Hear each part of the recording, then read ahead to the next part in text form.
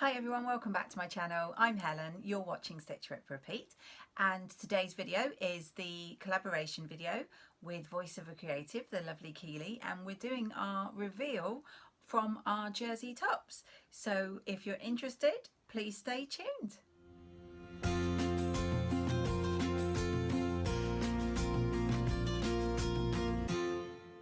So before we crack on with the video, I will just mention that I am wearing a Grainline Willow tank top, and I think this is back in one of my previous videos, so you may have seen it before. And I'm wearing also my It Has Pockets necklace from the Pink Coat Club. So today's video we are going to be showing you the tops that we made for our jersey top collaboration. If you don't know what I'm talking about, I'll pop a little link up above for you to go back and check out the first video, and I'd recommend you have a look at that and have a look at Kealy's over on VoiceOver Creative, and then come back and see our finished result that we're going to show now.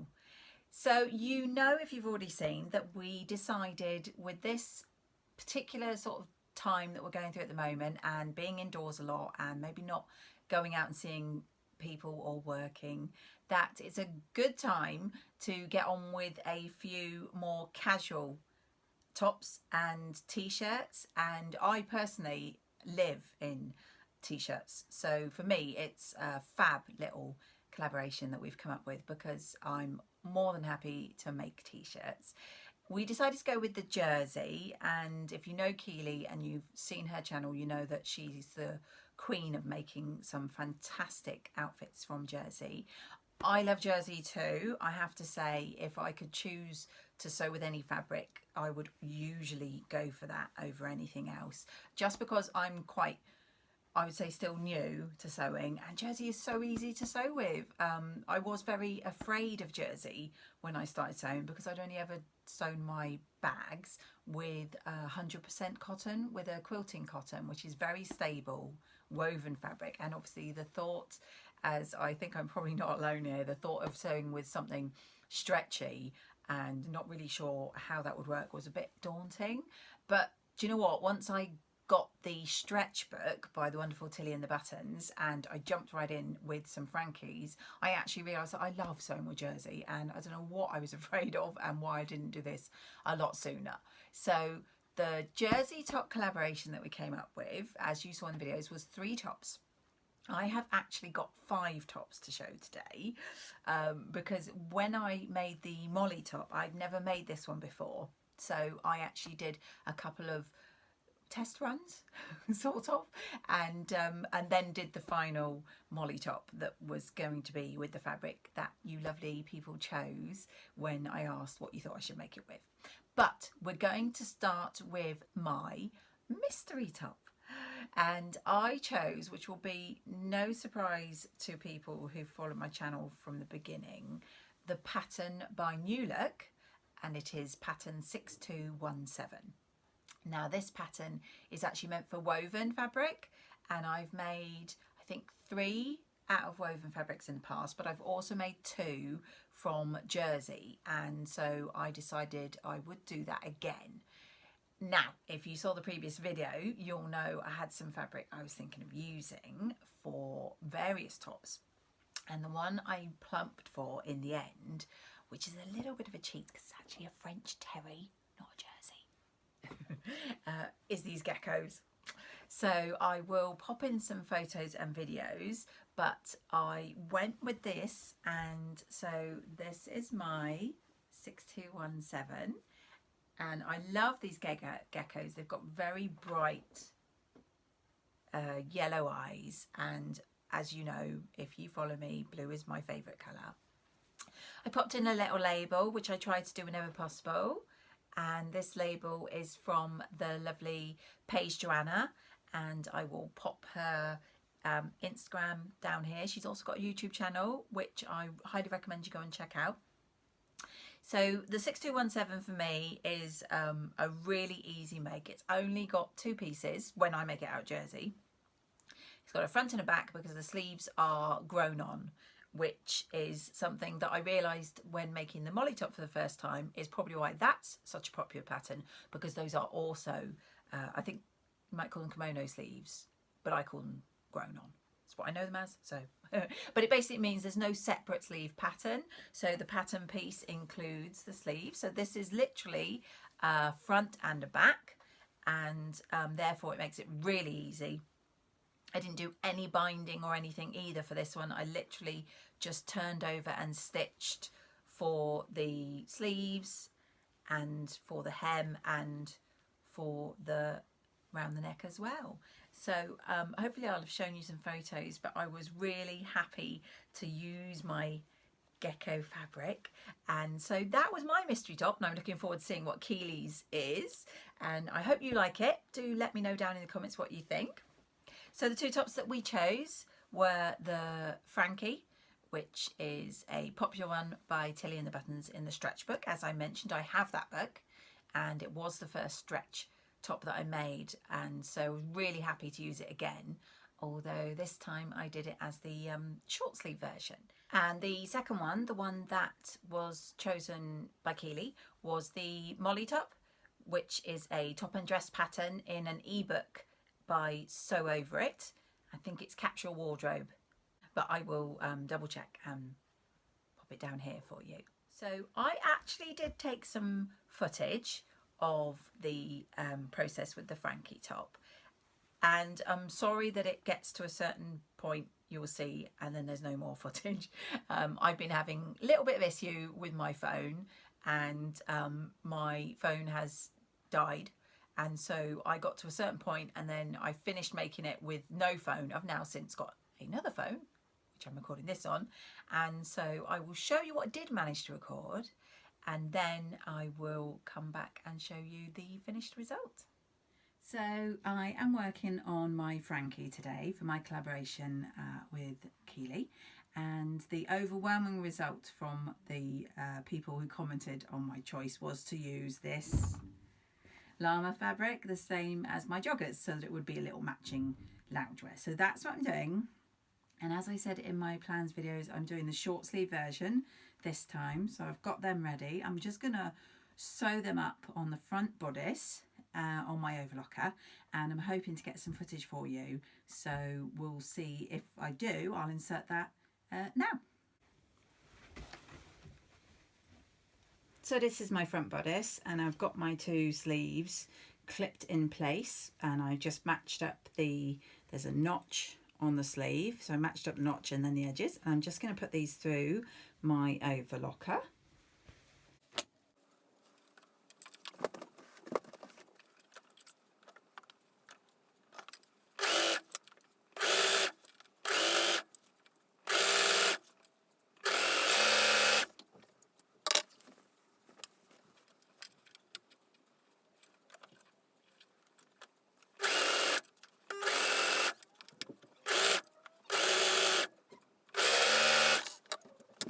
So that is my front of the sleeves attached to the front of the bodice. I'm just going to go ahead and do the same with the back sleeves and the back bodice, and then I'll come back for the next step.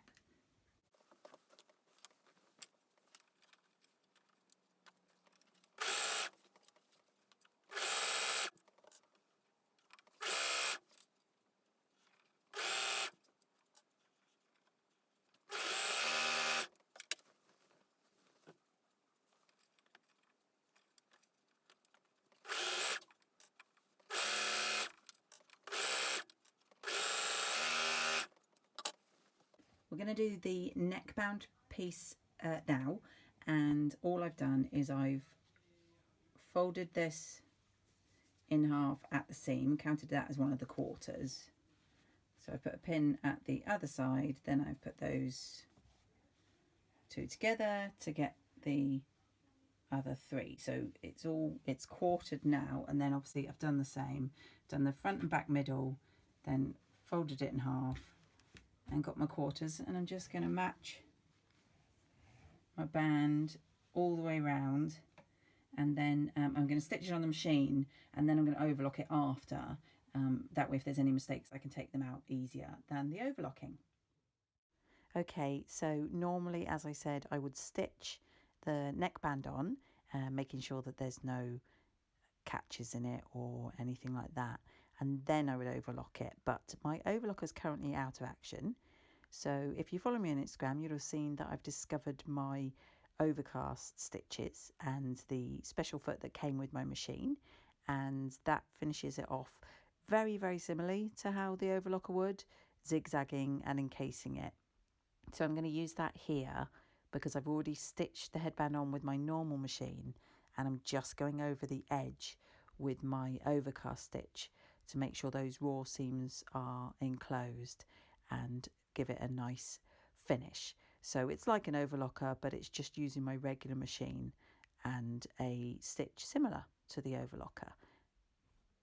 Okay, so I finished putting on the neckband, and as I said, I didn't have my overlocker available, but I'm pretty happy with that. I think it looks quite neat finished with the overcast stitch that I used on my machine there.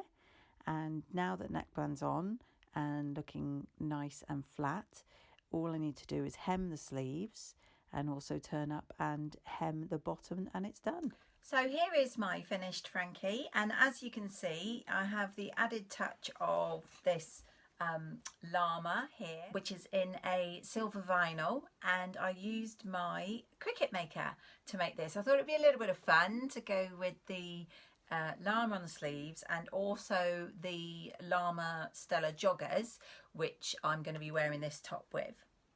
And one thing that I forgot to say, which Kealy did mention in our first video for this, was when we were chatting on Instagram, I think one of the reasons we came together on this little project was that we realised we both had Cricut Makers and we wanted to do a bit more with our Cricut Makers, and so we thought a little surprise on this video of what we could make would be a really nice way of getting more use from them. And if you have any interest in seeing more of that, I'm quite happy to do some tutorials of, I only have used it a couple of times myself, but I'm quite happy to show you what I did to get this llama vinyl onto my top using my Cricut Maker. And I think it gives it a nice little touch, and I'm going to be wearing this with, as I say, the joggers, and probably for quite a while, as our situation doesn't look like it's going to change anytime soon. So for me, it's a really lovely little outfit that I can be around the house in and do my day-to-day stuff at home.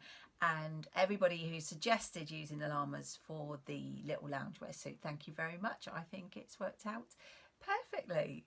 So that was my Frankie, and that was the one that I chose. So I will move on to Kealy's choice of the Molly top by Sew Over It, and I'll show you how I got on with that. So here is my first Molly top that I made, and I'm pretty chuffed with it. If you follow me on my Instagram account, you'll already have seen this. I finished this a few days ago. This fabric, which I think is fabulous by the way, this lovely abstract, was just from a D-stash, which I've mentioned before, is somewhere I love to get fabrics from, because sometimes you can pick up, not only are they a little bit cheaper, but they're usually just the right size for a top, and quite often they're unusual fabrics that I wouldn't necessarily buy from new, but when I pick them up in a D-stash, they're fabulous for things like tops.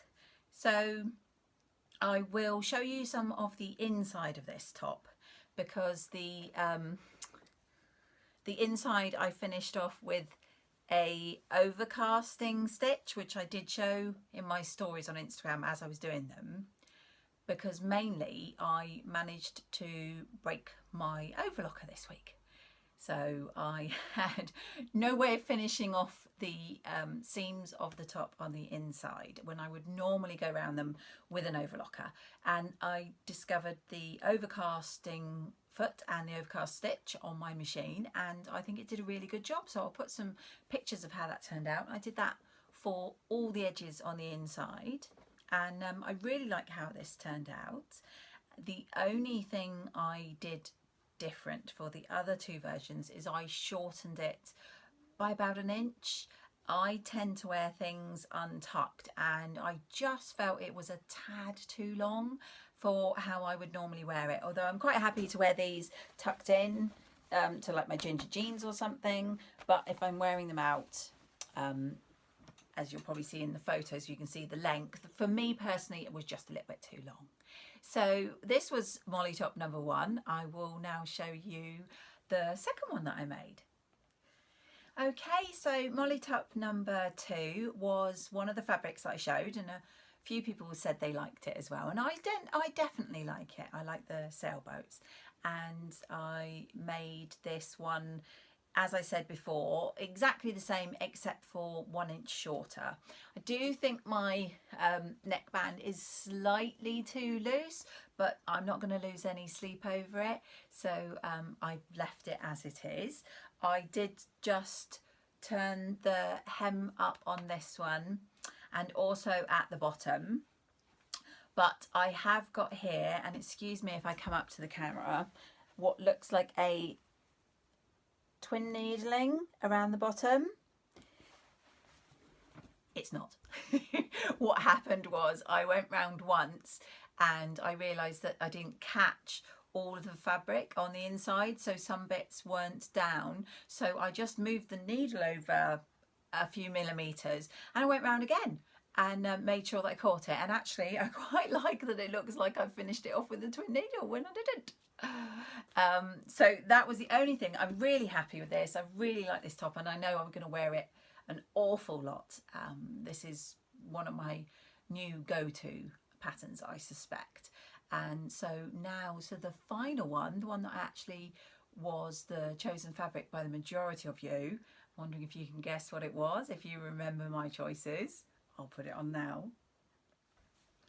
And so this was the majority favourite when I asked what I should make, and this is this fabulous little Peking Cats fabric that I've had it in my stash for quite a while, and I'm really chuffed to have made this. As you can see, I did the band in the opposite way, so it would have a little different look, and I'm really happy with how this turned out. As I say, I took the inch off, so it's not as long, and all I did with this one as well was turn to the sleeves up and hemmed, and I only did the 1 stitch around the bottom hem this time because I didn't make the error.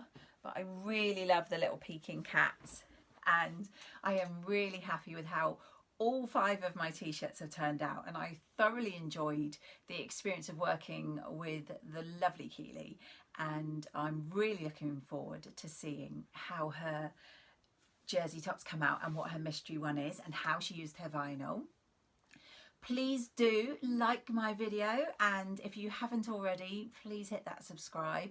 I will be talking all about my 1,000 subscribers in another video very soon. But until then, make sure that you're staying safe and staying home, and I will see you in my next video.